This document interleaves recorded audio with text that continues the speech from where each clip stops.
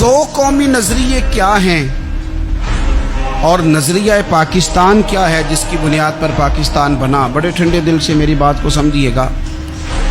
پاکستان اگر اچھی سڑکوں کے لیے ترقی کرنے کے لیے بنا تھا تو یہ ترقی ہندوستان میں رہ کے بھی ہو سکتی تھی۔ انڈیا والے کہتے ہیں کہ ہم نے ترقی نہیں کرنی، کچی سڑکوں پہ چلنا ہے، ہم نے ٹیکنالوجی نہیں بنی، یہ کام وہاں بھی ہو سکتا تھا۔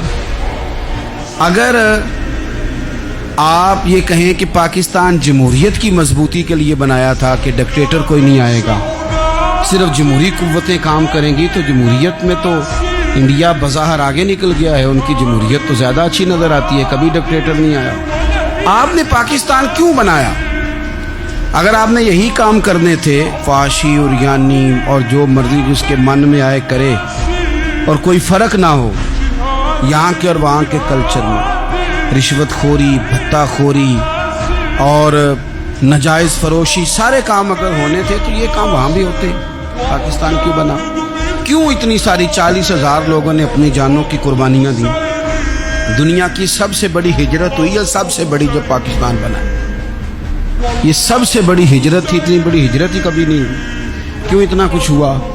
تو اس لیے ہوا کہ ہمیں بتایا گیا تھا کہ وہاں نہ سوشلزم، نہ وہاں خالی جمہوریت کا راگ الاپا جائے گا، بلکہ ایک بلند نعرہ لگایا گیا تھا۔ نعرہ کیا تھا؟ پاکستان کا مطلب کیا؟ پاکستان کا مطلب کیا؟ لا الہ الا اللہ محمد رسول اللہ صلی اللہ علیہ۔ یہ عنوان بنایا گیا۔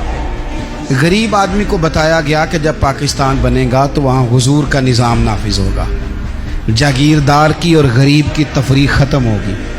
جس طرح امیر کے بچے کو کالج میں داخلہ ملے گا، غریب کے بچے کو بھی ملے گا۔ وہاں بتایا گیا کہ لوگ وہاں ہر لحاظ سے اپنے آپ کو برابر سمجھیں گے۔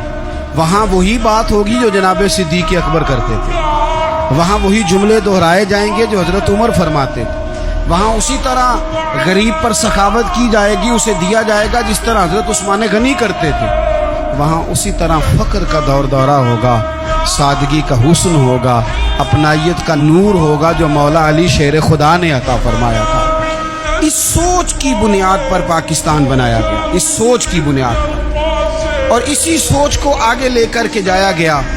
کوئی سیاسی پارٹی اب یہ بات نہیں کرتی۔ دو قومی نظریے کا معنی یہ تھا کہ ہندو الگ قوم ہے، مسلمان ایک الگ قوم ہے، ان کا رہنا سہنا، اٹھنا بیٹھنا، کھانا پینا الگ ہے، ہمارا اٹھنا بیٹھنا، کھانا پینا، سارے معاملات الگ ہیں، تہذیب و تمدن الگ ہے، لہذا ہمیں الگ سے خطہ چاہیے جہاں ہم اسلامی نظریات کے مطابق آزاد ہو کے اپنا وقت گزار سکیں۔ اس دو قومی نظریے کی بنیاد پر، دو قومی پہلے تو علامہ اقبال اس کے قائل نہیں تھے۔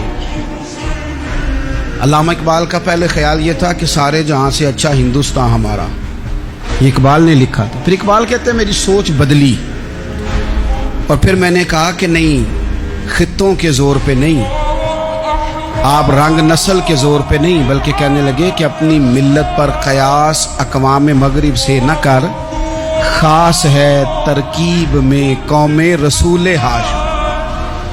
آپ جو تقسیم کریں گے، یہ جو تقسیم ہوئی ہے نا عرب کی، یہ مذہب کی بنیاد پہ نہیں ہوئی،